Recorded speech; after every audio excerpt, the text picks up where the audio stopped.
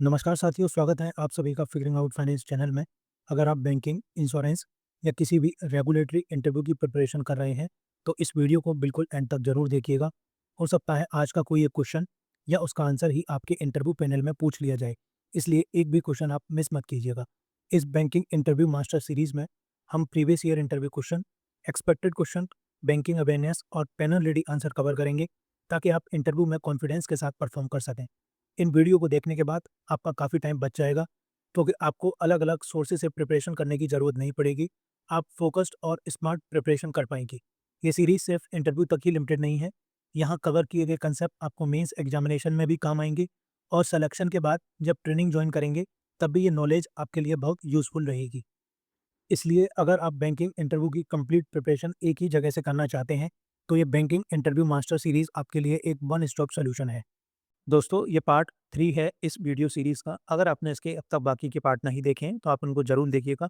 इस वीडियो में मैंने स्टैटिक अवेयरनेस में इंस्ट्रूमेंट, अकाउंट्स और कुछ ऐप के क्वेश्चन कवर किए हैं, जो काफ़ी ज़्यादा इंपॉर्टेंट हैं आपके आने वाले इंटरव्यू के लिए। इस वीडियो में मैंने टोटल 13 क्वेश्चन लिए हैं, उसके टॉपिक आपको सामने दिए गए हैं, और हर टॉपिक का आंसर एक पैनल स्टाइल में डिज़ाइन किया गया है, जिससे जब आप पैनल के सामने आंसर दें, तो एक अलग ही इंप्रेशन पड़े। देखिए दोस्तों, हमें आता सब कुछ है, हमको डेफिनेशन भी पता है, बट कभी-कभी क्या होता है, जब हम पैनल के सामने बैठते हैं ना, तो हमें कुछ चीज़ें याद नहीं आती, कैसे हम चीज़ों को एक्सप्लेन करें।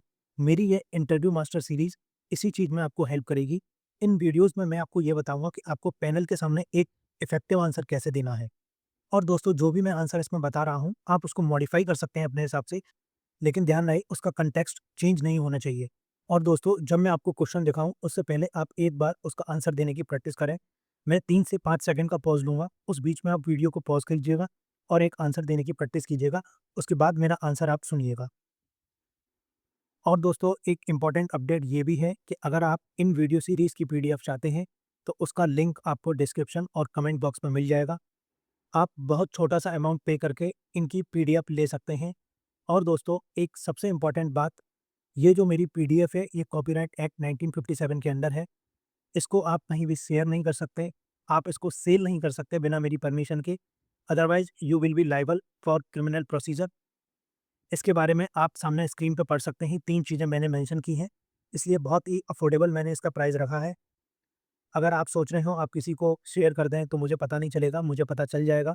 इसलिए आप परचेज़ कीजिए पीडीएफ और अपने पास रखिएगा, कहीं भी आप शेयर नहीं कीजिएगा, ये मेरी आपसे रिक्वेस्ट है। और हाँ दोस्तों, जब आप पेमेंट कंप्लीट कर देंगे, तो आपको ये पीडीएफ मेल के थ्रू मिल जाएगी, उसमें एक लिंक होगा, आप उस लिंक को सेव कर लीजिएगा। अगर फर्दर मैं फ्यूचर में कोई पीडीएफ में अपडेट करता हूँ, तो उस लिंक से आप अपडेटेड पीडीएफ डाउनलोड कर सकते हैं। उसकी इन्फॉर्मेशन मैं आपको टेलीग्राम चैनल पे दे दूँगा, इसलिए आप टेलीग्राम चैनल को ज़रूर जॉइन कर लीजिएगा। और हाँ दोस्तों, जो भी मैं नई स्पेशल सीरीज़ लाऊँगा, ऑर्गेनाइज़ेशनल स्पेशल सीरीज़, उसकी भी पीडीएफ आपको यहीं मिल जाएगी, इसलिए आप उस लिंक को सेव ज़रूर कर लीजिएगा। दोस्तों, पहले मैं जो इंटरव्यू सीरीज़ लेता था, उसकी मैं पीडीएफ प्रोवाइड नहीं करता था। आप यूट्यूब पे मेंबरशिप के थ्रू मेरी वीडियो देख सकते थे, लेकिन बहुत सारे बच्चों की रिक्वेस्ट आई थी, "सर, आप मेंबरशिप हटा दीजिएगा।" तो मैंने सोचा चलो ठीक है, बट मैं पीडीएफ नहीं देता था। अगर आपको पीडीएफ चाहिए, तो आपको इसके लिए पे करना पड़ेगा। ये प्राइस मैंने जो वीडियो का मैं लेता था यूट्यूब पर, उससे काफ़ी ज़्यादा कम रखा है। तो लिमिटेड पीरियड ऑफर है, फर्स्ट 200 स्टूडेंट के लिए 50% ऑफ है, आप 253 में ये अवेल कर सकते हैं। उसके बाद मैं इसका प्राइस बढ़ा दूँगा, फिर आपके लिए ये थोड़ा महँगा हो जाएगा, इसलिए आप जल्द से जल्द इसको परचेज़ कर लीजिएगा।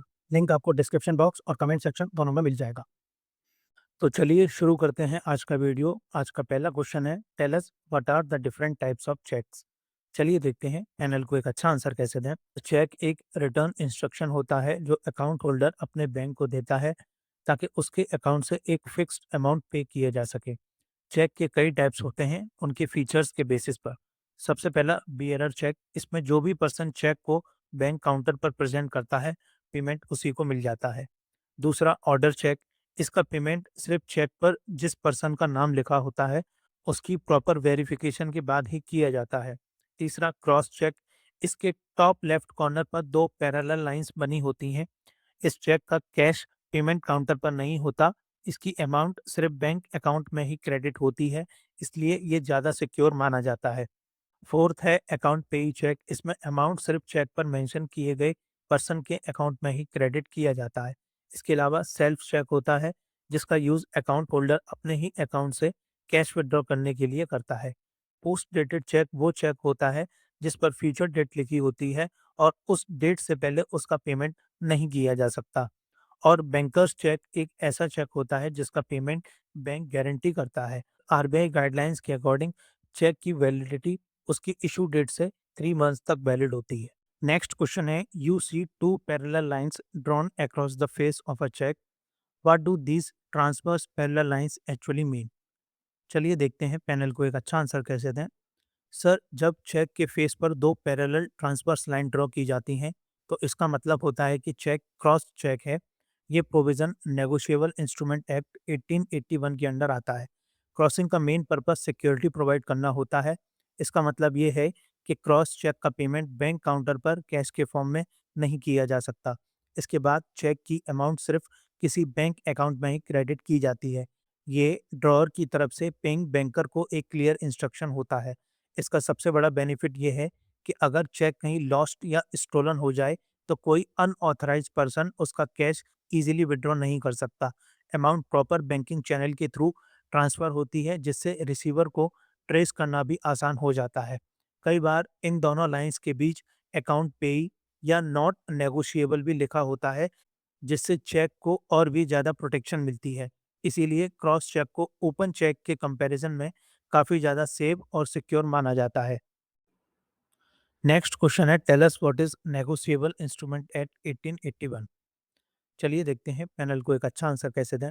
Sir, negotiable instrument act 1881 India का एक इम्पॉर्टेंट लॉ है जो बैंकिंग और ट्रेड में यूज होने वाले मनी डॉक्यूमेंट को रेगुलेट करता है।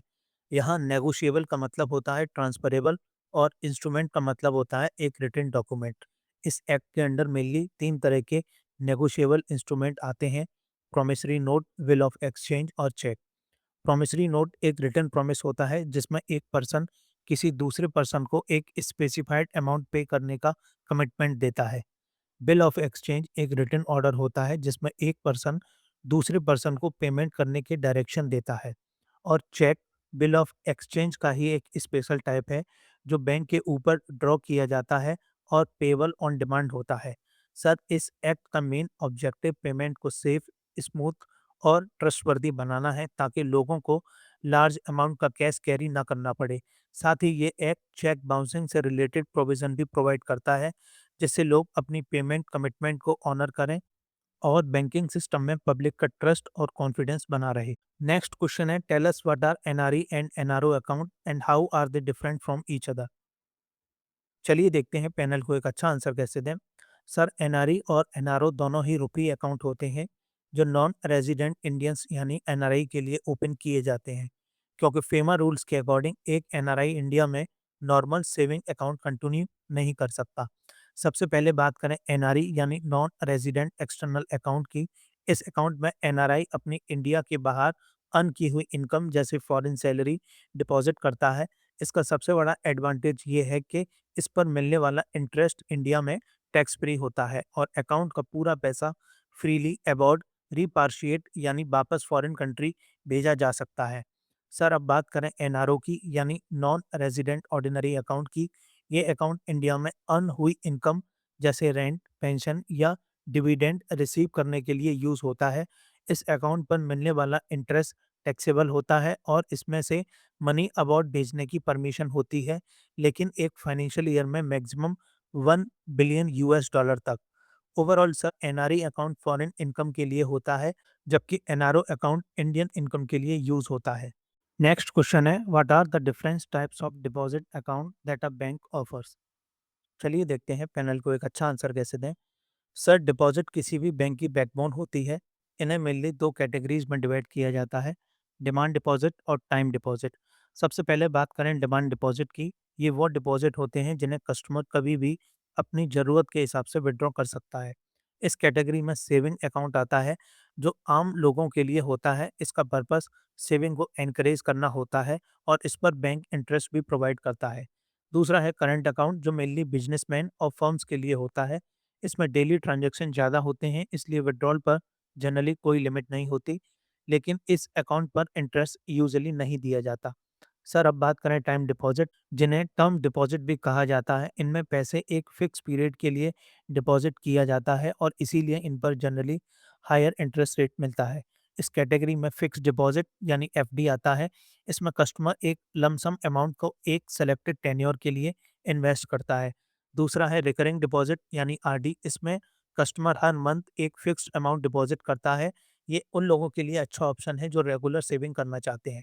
ओवरऑल सर, डिमांड डिपॉजिट का मेन बेनिफिट हाई लिक्विडिटी होता है, जबकि टाइम डिपॉजिट का मेन एडवांटेज बेटर रिटर्न और डिसिप्लिन सेविंग होता है। नेक्स्ट क्वेश्चन है, suppose a new customer comes to your branch and want to open a saving account, what documents will you ask them to submit? चलिए देखते हैं panel को एक अच्छा आंसर कैसे दें। सर, अगर कोई नया कस्टमर सेविंग अकाउंट ओपन करना चाहता है, तो सबसे पहले हम केवाईसी यानी know your customer norms follow करते हैं। इसके लिए आरबीआई के गाइडलाइंस के अकॉर्डिंग कस्टमर एक ऑफिशियली वैलिड डॉक्यूमेंट यानी ओवीडी लिया जाता है, जिससे उनका नाम और एड्रेस वेरीफाई हो सके। एक्सेप्टेड ओवीडीज में passport, driving licence, voter ID card, Aadhaar card, NREGA job card और एनपीआर लेटर शामिल हैं। इसके साथ कस्टमर को पैन कार्ड देना होता है। अगर पैन अवेलेबल ना हो तो फॉर्म 60 सबमिट किया जा सकता है। हम कस्टमर से रीसेंट पासपोर्ट साइज फोटोग्राफ भी लेते हैं। अगर ओवीडी में करंट एड्रेस मेंशन नहीं है, तो करंट एड्रेस प्रूफ के लिए 2 महीने से पुराना ना हो ऐसा यूटिलिटी बिल एक्सेप्ट किया जा सकता है। और जो इकोनॉमिकली वीकर कस्टमर हैं, जिनके पास ये डॉक्यूमेंट अवेलेबल नहीं होते, उनके लिए बैंक स्मॉल अकाउंट भी ओपन कर सकता है, जिसमें डॉक्यूमेंटेशन रिक्वायरमेंट कंपैरेटिवली सिंपल होती है। इस पूरे केवाईसी प्रोसेस का ऑब्जेक्टिव मनी लॉन्ड्रिंग, फ्रॉड और फेक आइडेंटिटी को रोकना है और बैंकिंग सिस्टम को सिक्योर और कंप्लायंट बनाना है। नेक्स्ट क्वेश्चन है, tell us what count as valid identity proof under KYC when a customer comes to open an account? चलिए देखते हैं पैनल को एक अच्छा आंसर कैसे दें। सर, केवाईसी नॉर्म्स के according reserve bank of India ने कुछ डॉक्यूमेंट नोटिफाई किए हैं, जिन्हें ऑफिशियली वैलिड डॉक्यूमेंट यानी ओवीडीज कहा जाता है। यही डॉक्यूमेंट कस्टमर की आइडेंटिटी और एड्रेस वेरीफाई करने के लिए एक्सेप्ट किए जाते हैं। टोटल 6 ऑफिशियल वैलिड डॉक्यूमेंट होते हैं। पहला पासपोर्ट, दूसरा ड्राइविंग लाइसेंस, तीसरा proof of possession of Aadhaar number, fourth voter identity card जो इलेक्शन कमीशन इशू करता है, फिफ्थ नरेगा जॉब कार्ड जो स्टेट गवर्नमेंट के ऑथराइज्ड ऑफिसर के सिग्नेचर के साथ इशू होता है, और sixth letter issued by national population register. इसके अलावा कस्टमर को किसी भी एक वैलिड ओवीडी के साथ पैन या फॉर्म 60 भी सबमिट करना होता है।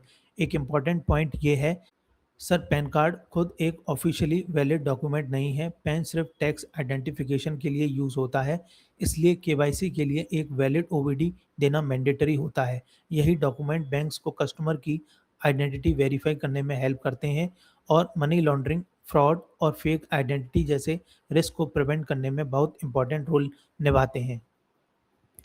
नेक्स्ट क्वेश्चन है, what do you mean by money market instrument, name a few? चलिए देखते हैं पैनल को एक अच्छा आंसर कैसे दें। Sir, money market financial system का वो हिस्सा होता है जहां शॉर्ट टर्म फंड यानी जनरली 1 साल तक की ड्यूरेशन के लिए बोरो और लेंड किए जाते हैं। मनी मार्केट इंस्ट्रूमेंट वही फाइनेंशियल टूल होते हैं जिनके थ्रू ये बोरोइंग और लेंडिंग होती है। ये इंस्ट्रूमेंट शॉर्ट टर्म नेचर के होते हैं, काफ़ी सेफ होते हैं और हाईली लिक्विड होते हैं। इसका मतलब है इन्हें ज़रूरत पड़ने पर बहुत जल्दी ही कैश में कन्वर्ट किया जा सकता है। ये इंस्ट्रूमेंट गवर्नमेंट, बैंक और लार्ज कंपनीज को अपनी शॉर्ट टर्म कैश रिक्वायरमेंट को मैनेज करने में मदद करते हैं। इंडिया में मनी मार्केट को reserve bank of India regulate करता है। कुछ इंपॉर्टेंट मनी मार्केट इंस्ट्रूमेंट हैं, टी बिल्स जो आरबीआई गवर्नमेंट की तरफ से इशू करता है, कमर्शियल पेपर जो लार्ज कंपनीज इशू करती हैं, सर्टिफिकेट ऑफ डिपॉजिट जो बैंक इशू करते हैं, कॉल मनी जहां बैंक्स बहुत शॉर्ट पीरियड के लिए एक दूसरे को फंड लेंड करते हैं, और रीपर्चेज एग्रीमेंट जिन्हें हम रेपोज भी कहते हैं। ये सभी इंस्ट्रूमेंट फाइनेंशियल सिस्टम में लिक्विडिटी मेंटेन करने और उसे स्मूथली चलाने में बहुत इंपॉर्टेंट रोल प्ले करते हैं। नेक्स्ट क्वेश्चन है, tell me what exactly is a treasury bill? चलिए देखते हैं पैनल को एक अच्छा आंसर कैसे दें। सर, ट्रेजरी बिल यानी टी बिल्स एक short term money market instrument RBI government of India की तरफ से इशू करता है। गवर्नमेंट इसका यूज़ अपनी शॉर्ट टर्म फंडिंग रिक्वायरमेंट को मीट करने के लिए करता है। इनकी मैच्योरिटी हमेशा 1 साल से कम होती है। प्रेजेंट टाइम में टी बिल्स 91 डेज, 182 डेज और 364 डेज की मैच्योरिटी के लिए इशू किए जाते हैं। इनकी सबसे इम्पॉर्टेंट फीचर ये है कि ये जीरो कूपन इंस्ट्रूमेंट होते हैं। इसका मतलब इन पर कोई रेगुलर इंटरेस्ट नहीं मिलता। इसके बजाय ये डिस्काउंट पर इशू होते हैं, यानी फेस वैल्यू से कम प्राइस पर बेचे जाते हैं और मैच्योरिटी पर इन्वेस्टर को पूरी फेस वैल्यू मिलती है। जो परचेज प्राइस और फेस वैल्यू के बीच का डिफरेंस होता है, वही इन्वेस्टर का रिटर्न या प्रॉफिट होता है। फॉर एग्जांपल सर, अगर किसी टी व्हील की फेस वैल्यू 100 है और वो 98 में परचेज किया गया है, तो मैच्योरिटी पर इन्वेस्टर को 100 मिलेंगे। ये 2 रुपीज़ का डिफरेंस ही उसका प्रॉफिट होगा।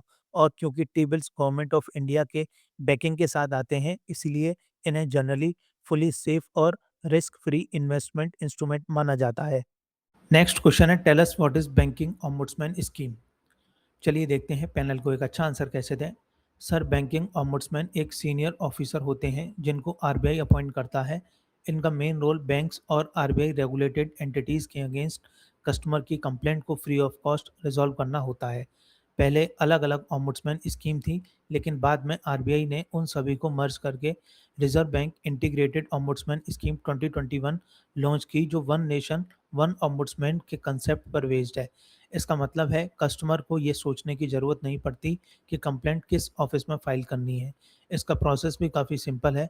सबसे पहले कस्टमर को अपनी कंप्लेंट कंसर्न बैंक के पास रजिस्टर करनी होती है। अगर बैंक 30 डेज़ के अंदर रिप्लाई नहीं देता या कस्टमर रिप्लाई से सेटिस्फाइड नहीं होता, तो वो ओम्बुड्समैन के पास कंप्लेंट फ़ाइल कर सकता है। कंप्लेंट ऑनलाइन, ईमेल के थ्रू या पोस्ट के थ्रू भी सबमिट की जा सकती है। इन शॉर्ट सर, ये स्कीम कस्टमर के राइट्स को प्रोटेक्ट करती है, उन्हें एक fair grievance redressal mechanism provide करती है और बैंकिंग सिस्टम में पब्लिक ट्रस्ट को और भी स्ट्रांग बनाती है। नेक्स्ट क्वेश्चन है, tell us what is the difference between a bearer cheque and an order cheque. चलिए देखते हैं पैनल को एक अच्छा आंसर कैसे दें। सर, बियरर चेक और ऑर्डर चेक दोनों ही नेगोशिएबल इंस्ट्रूमेंट एक्ट 1881 के अंडर आने वाले चेक के टाइप्स हैं। इन दोनों के बीच मेन डिफरेंस ये है कि ये पेमेंट किसको मिल सकती है। बियरर चेक में बियरर वर्ड कैंसिल नहीं होता, इसलिए जो भी पर्सन उस चेक को बैंक में प्रेजेंट करता है, उसको पेमेंट मिल सकती है। इस चेक को ट्रांसफ़र करना भी बहुत ईज़ी होता है, क्योंकि सिर्फ चेक हैंडओवर करना होता है, लेकिन इसी वजह से इसमें रिस्क भी थोड़ा ज़्यादा होता है। अगर चेक खो जाए, तो जिस पर्सन के पास वो चेक पहुँच जाए, वो ही उसे एनकैश कर सकता है। वहीं ऑर्डर चेक में बियरर वर्ड को कैंसल कर दिया जाता है और ऑर्डर लिखा होता है। इस केस में पेमेंट सिर्फ नेम्ड पेई को या फिर उस पर्सन को मिल सकती है, जिसे पेई चेक के बैक साइड पर साइन करके, यानी एंडोर्समेंट के थ्रू ट्रांसफ़र करे। इसलिए ऑर्डर चेक बियरर चेक के कंपैरिजन में ज़्यादा सेफ होता है और अकाउंट होल्डर को पेमेंट पर बेटर कंट्रोल देता है। नेक्स्ट क्वेश्चन है, tell me what is a post dated cheque and what is stale cheque. चलिए देखते हैं पैनल को एक अच्छा आंसर कैसे दें। सर, पोस्ट डेटेड चेक और स्टेल चेक दोनों ही चेक के टाइप्स होते हैं, लेकिन इनका डिफरेंस उनकी डेट की वजह से होता है। सबसे पहले बात करें पोस्ट डेटेड चेक की। ये वो चेक होता है जिस पर फ्यूचर की डेट लिखी होती है। इसका मतलब बैंक उस चेक का पेमेंट उस फ्यूचर डेट से पहले नहीं करेगा। पेमेंट सिर्फ उस डेट पर या उसके बाद ही किया जा सकता है। फॉर एग्जांपल सर, अगर आज 1 ऑफ मार्च है और मैंने चेक पर 1 ऑफ अप्रैल की डेट लिखी है, तो बैंक उस चेक को 1 अप्रैल से पहले ऑनर नहीं करेगा। इस तरह से चेक का यूज़ फ्यूचर पेमेंट जैसे रेंट या लोन इंस्टॉलमेंट के लिए किया जाता है।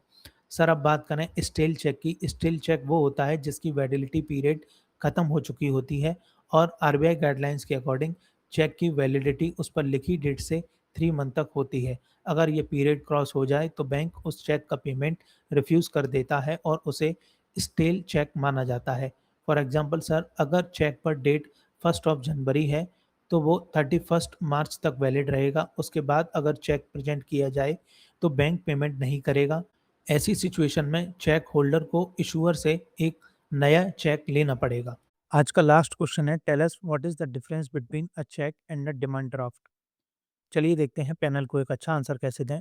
सर, चेक और डिमांड ड्राफ्ट दोनों ही पेपर इंस्ट्रूमेंट हैं जो मनी ट्रांसफर करने के लिए यूज होते हैं और दोनों ही नेगोशिएबल इंस्ट्रूमेंट एक्ट 1881 के अंडर आते हैं। लेकिन इन दोनों के बीच कुछ इंपॉर्टेंट डिफरेंसेस हैं। सबसे पहले चेक अकाउंट होल्डर इशू करता है। इसमें अकाउंट होल्डर अपने बैंक को इंस्ट्रक्शन देता है कि एक पर्टिकुलर अमाउंट किसी दूसरे पर्सन को पे किया जाए, क्योंकि चेक अकाउंट के अवेलेबल बैलेंस पर डिपेंड करता है। अगर अकाउंट में सफिशिएंट फंड ना हो, तो चेक बाउंस हो सकता है। वहीं डिमांड ड्राफ्ट बैंक खुद इशू करता है। इसमें बैंक कस्टमर से पहले ही पेमेंट रिसीव कर लेता है, इसलिए पेमेंट की रिस्पॉन्सिबिलिटी बैंक की होती है और डिमांड ड्राफ्ट की पेमेंट गारंटेड होती है। इसी वजह से डिमांड ड्राफ्ट बाउंस नहीं होता। एक और इम्पॉर्टेंट डिफरेंस ये है कि डिमांड ड्राफ्ट बनवाने के लिए अकाउंट होल्डर होना ज़रूरी नहीं है। नॉन अकाउंट होल्डर भी बैंक से डिमांड ड्राफ्ट बनवा सकते हैं। इसीलिए generally cheque regular day to day payment के लिए यूज़ किया जाता है, जबकि डिमांड ड्राफ्ट सेफ, ऑफिशियल और हाई वैल्यू पेमेंट के लिए ज़्यादा प्रेफर किए जाते हैं। और सर, चेक और डिमांड ड्राफ्ट दोनों की वैलिडिटी 3 मंथ तक होती है। दोस्तों, अब मैं आपको बताता हूँ इस बैंकिंग इंटरव्यू मास्टर सीरीज़ में कौन-कौन से पार्ट्स मैं कवर करूँगा। दोस्तों, इस मास्टर सीरीज़ के पार्ट्स मैंने 3 लेयर में डिवाइड किए हैं, लेयर ए, लेयर बी और लेयर सी। ये लेयर 1 है, इसमें 20 सेट्स हैं, हर सेट में लगभग 10 से 12 क्वेश्चन हैं। इसमें मैंने स्टैटिक बैंकिंग अवेयरनेस और एचआर रिलेटेड क्वेश्चन लिए हैं, जो आपसे इंटरव्यू में पूछे ही जाते हैं और ये सारे वही क्वेश्चन हैं, जो प्रीवियस ईयर इंटरव्यू में पूछे गए हैं और मोस्ट एक्सपेक्टेड हैं, ये आपसे पूछे ही जाएँगे आपके इंटरव्यू में। हर सेट के टॉपिक मैंने मेंशन कर दिए हैं, आप एक बार इनको ज़रूर पढ़िएगा। इसके अलावा दोस्तों, लेयर बी में टोटल 8 सेट हैं। ये सेट्स उनके लिए डिज़ाइन किए गए हैं जो ऑलरेडी बैंक में हैं और ऑफिसर लेवल की तैयारी कर रहे हैं। इसमें टोटल 8 सेट हैं जो काफ़ी ज़्यादा यूज़फुल हैं। आप सेट के टॉपिक पढ़ सकते हैं, आपके सामने लिखे हुए हैं। और दोस्तों, लेयर सी काफ़ी ज़्यादा इंपॉर्टेंट है। बहुत बच्चे मुझसे मैसेज करके पूछते हैं, सर मेरी स्ट्रीम ये है, इसमें कौन-कौन से क्वेश्चन पूछे जा सकते हैं? तो दोस्तों, लेयर सी में मैंने 7 स्ट्रीम आइडेंटिफाई की हैं। इनके ऊपर मैं वीडियोज़ बनाऊँगा। काफ़ी ज़्यादा इंपॉर्टेंट ये वीडियो होने वाली है, क्योंकि इनमें जो मैंने क्वेश्चन कवर किए हैं, वो प्रीवियस ईयर क्वेश्चन बेस्ड है। उस स्ट्रीम से इंटरव्यू पैनल के द्वारा वो क्वेश्चन इंटरव्यू कैंडिडेट से पूछे गए हैं। तो दोस्तों, इस वीडियो सीरीज़ को आप बिल्कुल भी मिस मत कीजिएगा।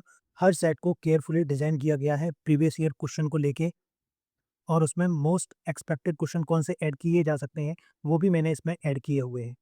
दोस्तों, ये बहुत ही ज़्यादा क्वालिटी कंटेंट है। ये आपको इंटरव्यू को क्लियर करने में काफ़ी ज़्यादा हेल्प करेगा और आपको पता है, अब तक ऐसी सीरीज़ आज तक किसी ने भी पूरे यूट्यूब पे नहीं बनाई है। तो आप लोग इस वीडियो को केयरफुली देखिएगा। ये आपके इंटरव्यू के लिए एक वन स्टॉप सॉल्यूशन है, चाहे आप बैंकिंग, रेगुलेटरी या इंश्योरेंस की तैयारी कर रहे हैं। इसके अलावा मेरी एक इंश्योरेंस मास्टर सीरीज़ भी है, उसका भी लिंक मैं आपको डिस्क्रिप्शन में दे दूँगा। अगर आप किसी इंश्योरेंस इंटरव्यू की तैयारी कर रहे हैं, तो आप उस सीरीज़ को भी ज़रूर देखिएगा। और दोस्तों, एक इम्पोर्टेंट अपडेट आपके लिए ये है, ये जो सीरीज़ है ये कॉमन है RBI grade B, NABARD grade A, RRB PO, IBPS PO, SBI PO, SBI circle based officer और जो bank local bank officer recruit करते हैं, उनके लिए ये मैंने एक कॉमन सीरीज़ बनाई है। दोस्तों, जब भी कोई इन रिक्रूटमेंट का नया नोटिफिकेशन आएगा, तो मैं एक नई सीरीज़ लाऊँगा। उसमें मैं उसके करंट अपडेट्स कवर करूँगा, जैसे उस ऑर्गेनाइजेशन के बारे में या कोई बैंक है तो वो क्या प्रोडक्ट ऑफ़र करती है, उसका रोल क्या है फाइनेंशियल इंक्लूज़न में और उस टाइम में जो बैंकिंग सेक्टर न्यूज़ में होगा और जो करंट अफ़ेयर्स आपसे इंटरव्यू में पूछे जा सकते हैं, उन सब के बारे में कवर करूँगा। तो जब भी कोई नोटिफ़िकेशन आए, तो आप एक बार चैनल को विज़िट ज़रूर कीजिएगा, उसमें आपको ये सीरीज़ अलग से मिल जाएगी। और दोस्तों, जब भी नया नोटिफ़िकेशन आए, तो आपको नई वाली सीरीज़ जो ऑर्गेनाइज़ेशन स्पेशल इंटरव्यू सीरीज़ होगी और ये बैंकिंग इंटरव्यू मास्टर सीरीज़, ये आपको दोनों देखनी है। जिससे आपकी एक कंप्लीट प्रिपरेशन हो जाए और आपको हायर कॉन्फिडेंस मिले जब आप इंटरव्यू देने जाते हैं। और दोस्तों, एक सक्सेस टिप ये है, आप पीडीएफ के अलावा इन वीडियो को 2-3 बार ज़रूर देखिएगा, क्योंकि आपको पैनल के सामने कॉन्फिडेंस के साथ बोलना है। जब आप इन वीडियोज़ को सुनोगे तो आपको कुछ चीज़ें याद हो जाएँगी। जब चीज़ें याद हो जाती हैं, तो हम फ्लुएंटली पैनल के सामने बोल सकते हैं, उससे हमारा एक अलग ही इंप्रेशन पड़ेगा। दोस्तों, आज की वीडियो में इतना ही। उम्मीद है वीडियो पसंद आई होगी। अपना फीडबैक आप ज़रूर शेयर कीजिएगा।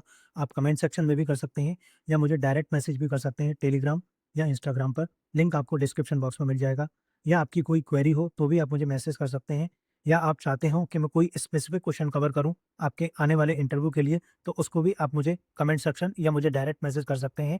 मैं उसको आने वाली वीडियोज़ में ज़रूर कवर करूँगा।